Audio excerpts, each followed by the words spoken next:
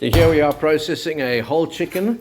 Normally I cut the fat off just by the drums there, and then I flip it over and go for the wings. One wing and then the next, just looking into find the joint there and using a little bit of gravity as the knife goes in. Then I'm turning it over and looking at taking off the drums and the thighs. Again, looking into cutting into the joint there, then separating the drum and the thigh from each other.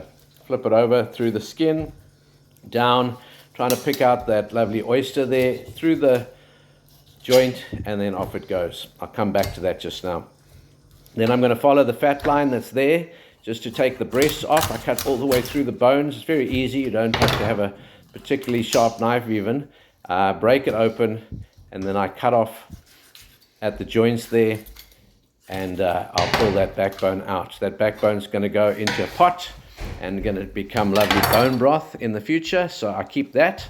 I'm just going to clean up a little bit in there, pull out what's left of the neck, just take that off, and then using my knife, I'm just going to crack through the bone.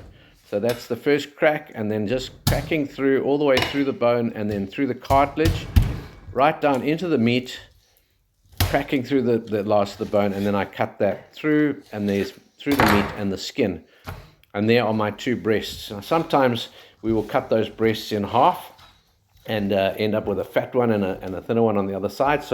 But typically 2 whole breasts. There I am, just separating the drum and thigh, and then I'm going to put them all together to look pretty.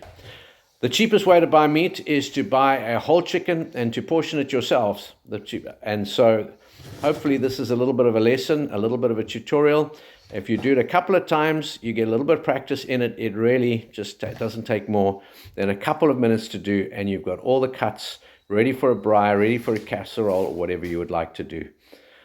Thanks always for shopping with Shepherd's Field, and we look forward to supplying you again.